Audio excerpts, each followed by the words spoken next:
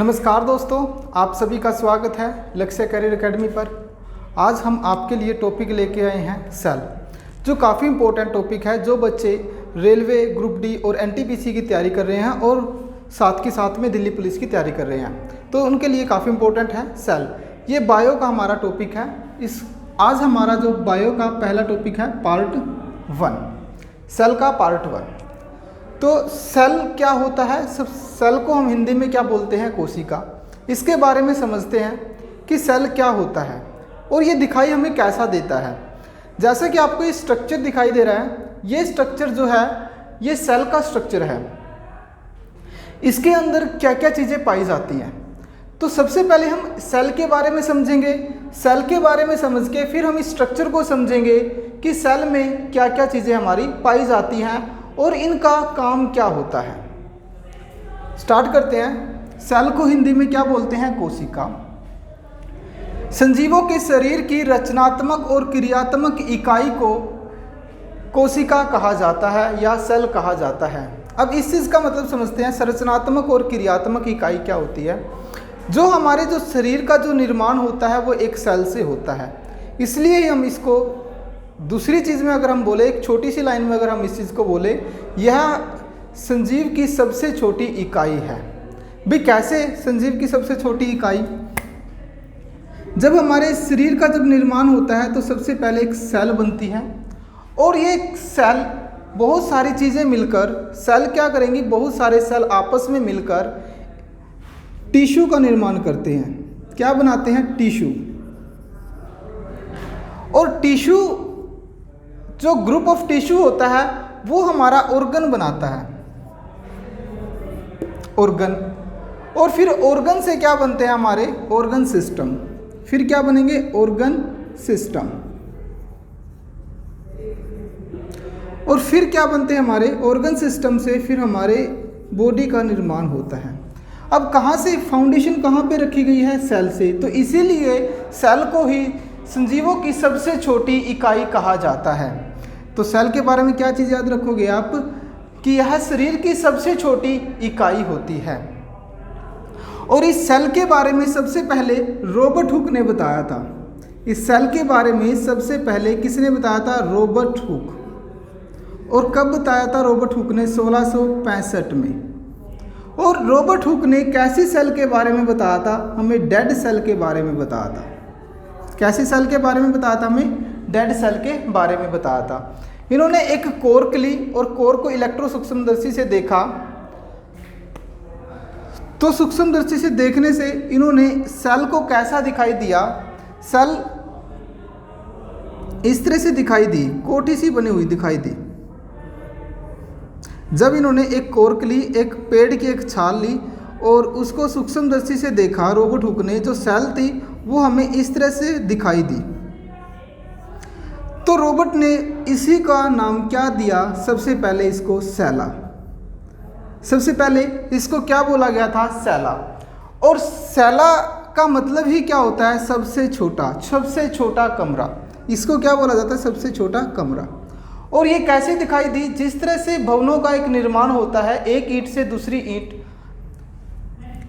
इस तरह से आपस में ईंटें आपस में लगी हुई होती हैं, तो इसी तरह से ही सेल का हमें स्ट्रक्चर दिखाई दिया। तो क्या क्या चीज़ है कि सेल के बारे में सबसे पहले किसने बताया था? हमें रॉबर्ट हुक ने बताया था। और रॉबर्ट हुक ने कौन सी सेल के बारे में बताया था? तो उसने बताया था डेड सेल के बारे में। अब ये है सेल, ना ये प्लांट्स की है ना ही एनिमल्स की है। अभी तक आप सपोज करो ये क्या हमारा एक सेल का स्ट्रक्चर है और इसके अंदर क्या क्या चीज़ें पाई जाती हैं। ये जो आपको जो ये लेयर दिख रही है, सबसे बाहर वाली लेयर, ये वाली लेयर, इसको बोला जाता है सेल वॉल। इसको क्या बोला जाता है? Cell wall. और जो ये अंदर वाली जो लेयर है, इस सेल के अंदर 2 लेयर होती हैं। ये बाहर वाली लेयर को क्या बोला जाता है? Cell wall. और अंदर वाली लेयर को क्या बोला जाता है? Cell membrane. और जब इसके अंदर होता है यहाँ पे सेंटर में क्या होता है? हमारा न्यूक्लियस होता है। सेंटर में क्या होता है? न्यूक्लियस होता है। और जो ये आपको ये दिखाई दे रहे हैं साथ में, इसको बोला जाता है गोल्गी बॉडी।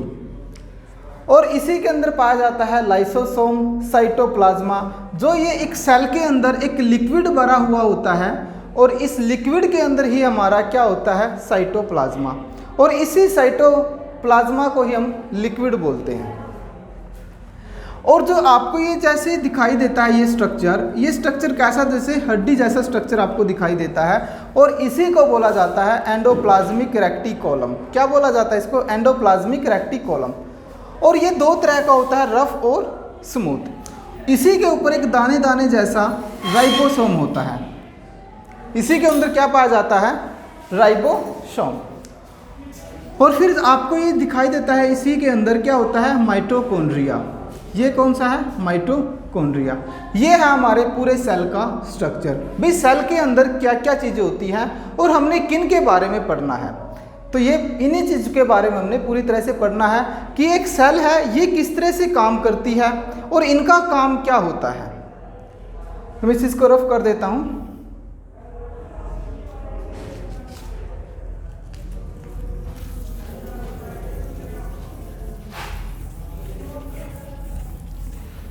तो सबसे पहले हम देखेंगे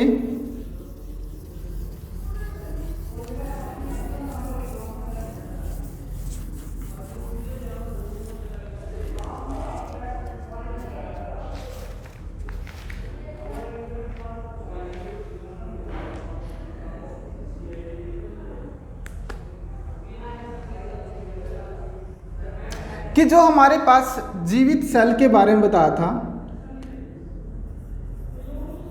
रॉबर्ट हुक ने तो डेड सेल के बारे में बताया था,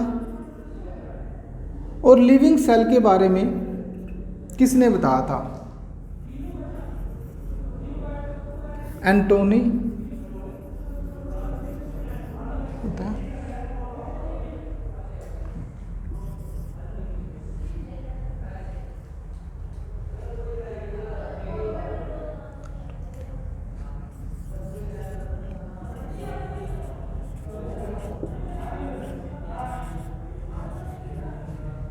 एंटोनी लीवनहुक लिविंग सेल के बारे में बताया था, संजीव सेल के बारे में सबसे पहले इन्होंने ही बताया था हमें।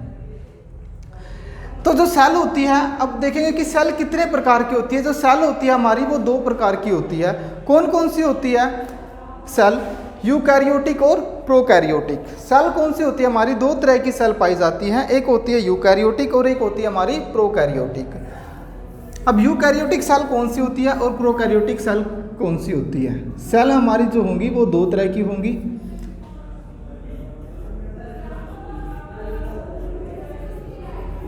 प्रोकैरियोटिक और एक होती है यूकैरियोटिक। यूकैरियोटिक, इन दोनों में डिफरेंस समझते हैं, यूकैरियोटिक और प्रोकैरियोटिक क्या होती है। पहले एक चीज समझो, जो सेल होती है एक तो सिंगल सेल होती है। कुछ जीव ऐसे होते हैं जो सिंगल सेल से बने होते हैं और कुछ जीव ऐसे होते हैं जो मल्टी सेल से बने होते हैं। जैसे बैक्टीरिया, बैक्टीरिया क्या है, एक सिंगल सेल से बना होता है। एक होती है हमारे पास सिंगल सेल और एक होते हैं हमारे मल्टी सेल। मल्टी सेल के अंदर क्या क्या चीजें आएंगी आपकी, एनिमल्स और प्लांट्स। और जैसे सिंगल सेल का अगर हम एग्जांपल लें तो बैक्टीरिया,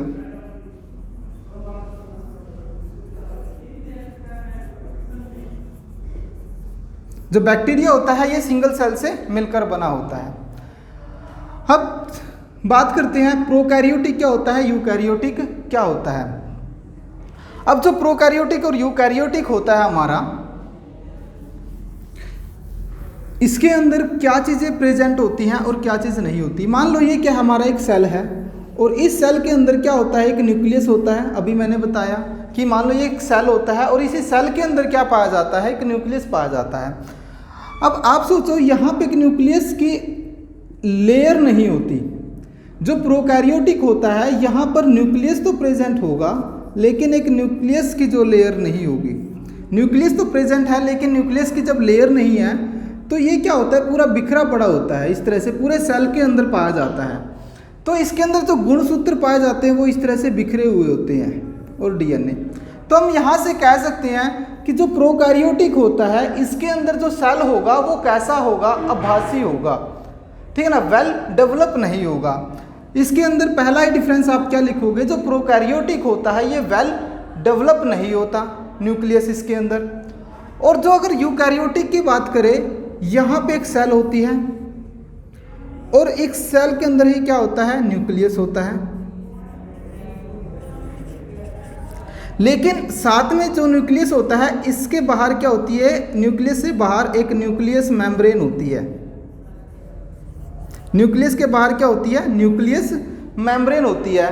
तो इसके अंदर क्या होते हैं, जो हमारे गुणसूत्र होते हैं, हमारे डीएनए जो होते हैं वो एक ही जगह पर पाए जाते हैं इस तरह से।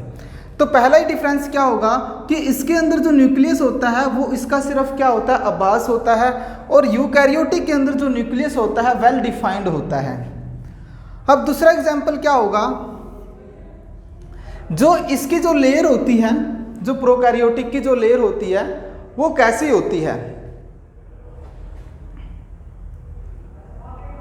बस आप इसका एग्जाम्पल ही कर लो इसका, या आप यहाँ पे कह सकते हो कि जो न्यूक्लियस मेम्ब्रेन होती है वो क्या होती है, यहाँ पर एब्सेंट होती है। न्यूक्लियस मेम्ब्रेन क्या होगी, एब्सेंट होगी। यहाँ पर न्यूक्लियस मेम्ब्रेन क्या है, यहाँ पर एब्सेंट, और इसके अंदर क्या होती है, प्रेजेंट होती है। इसका एग्जाम्पल क्या आ जाएगा आपका, बैक्टीरिया। और इसके एग्जाम्पल क्या क्या आ जाएंगे आपके, प्लांट्स, एनिमल। इसके ही एग्जाम्पल हैं प्लांट और एनिमल्स, दोनों के दोनों क्या है, इसके एग्जाम्पल्स हैं। ये था हमारा सेल। कि सेल कितने प्रकार के होते हैं, दो तरह के होते हैं। कौन कौन से होते हैं, एक होता है यूकैरियोटिक और एक होता है प्रोकैरियोटिक। अब आगे और चीज़ों को देखते हैं कि सेल के बारे में।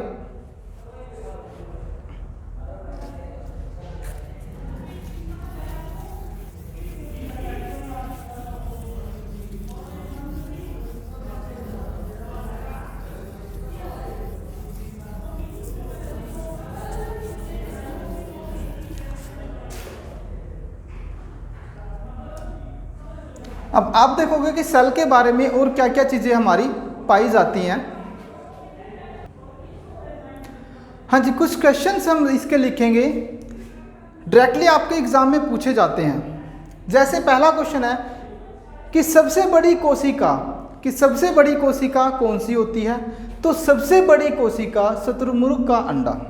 तो आपने जब भी आपसे एग्जाम में ये पूछा जाए कि सबसे बड़ी कोशिका, तो आप राइट आंसर क्या करोगे, शुतुरमुर्ग का अंडा। दूसरा, सबसे छोटी कोशिका, तो सबसे छोटी जो कोशिका होती है वो कौन सी होती है, माइकोप्लाज्मा, बैक्टीरिया की माइकोप्लाज्मा। अब तीसरा क्वेश्चन, मानव शरीर की सबसे लंबी कोशिका।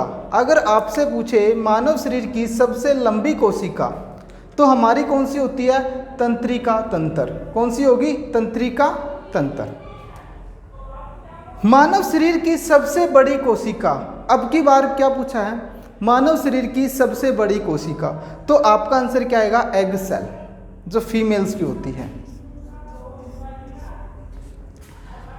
अगर आपसे क्वेश्चन ये पूछ लिया जाए कि मानव शरीर की सबसे छोटी कोशिका कौन सी होती है, तो हमारा आंसर क्या आएगा, शुक्राणु, जो मेल की होती है। ये 4-5 क्वेश्चन इसके कुछ डायरेक्ट ही पूछे जाते हैं आपसे कि सबसे बड़ी कोशिका शुतुरमुर्ग, सबसे छोटी कोशिका आपसे। अब हम पढ़ते हैं इनके बारे में, इनके फंक्शंस के बारे में, सेल के जो जो हमारे फंक्शन होते हैं उनके बारे में, कि ये कौन कौन से होते हैं फंक्शन।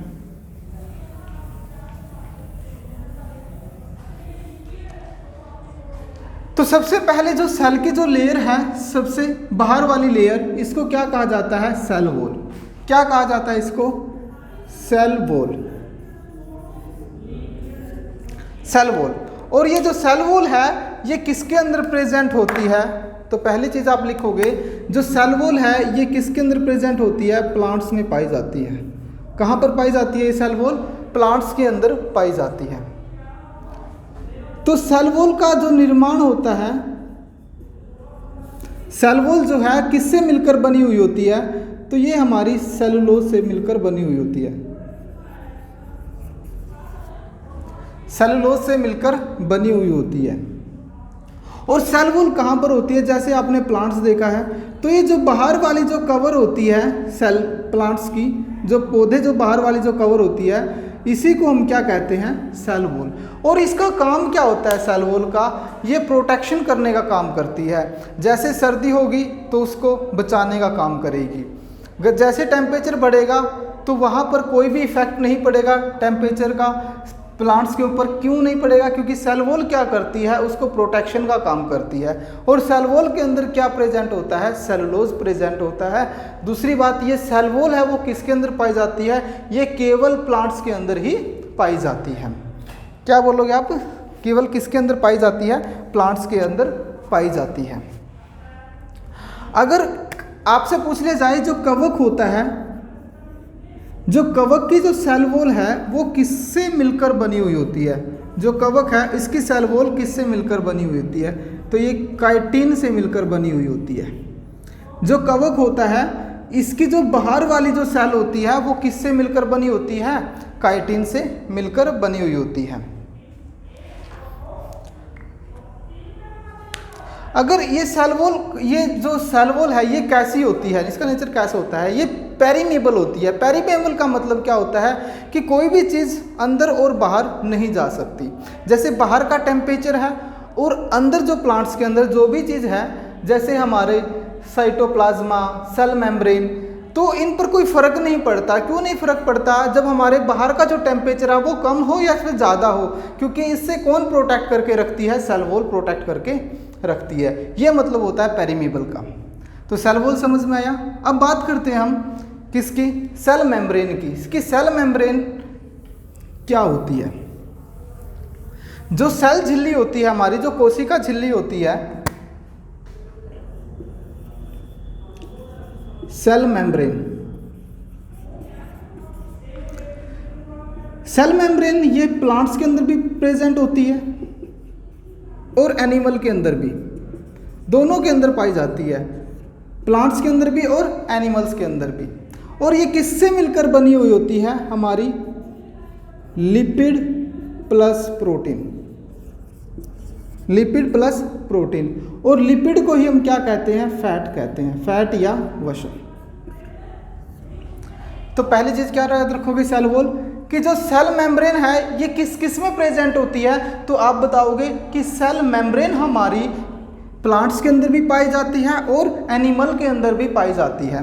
दूसरी चीज कि ये सेल मेम्ब्रेन जो है वो किससे मिलकर बनी हुई होती है? तो आपका आंसर क्या आएगा? लिपिड और प्रोटीन की मिलकर बनी हुई होती है। और ये कैसी होती है? सेल मेम्ब्रेन कैसी होती है? ये सेमी पेरीमेबल होती है। कैसी होती है? सेमी पेरीमेबल, मतलब इसके अंदर से चीज़ें आ जा सकती हैं आसानी से, उसको बोलते हैं सेमी पेरीमेबल। कोई भी चीज़ आसानी से ट्रांसफ़र होना, वो क्या होता है? हमारा पेरीमेबल होता है। अब जो सेल मेम्ब्रेन है, जो हमारी ये जो स्किन है, स्किन, इसी को हम क्या कहते हैं? Cell membrane. अब जैसे हमारे शरीर को जब पसीना आता है तो बाहर निकलता है। क्यों निकलता है? क्योंकि जो ये हमारी जो सेल मेम्ब्रेन है वो क्या है? सेमी पेरीमेबल है। ये चीज़ों को ऑब्जर्व भी करती है और जो अंदर की चीज़ उसके बाहर भी निकल जाती है। तो यही क्या होती है? सेमी पेरीमेबल। यहाँ से क्लियर हो गया ये चीज़।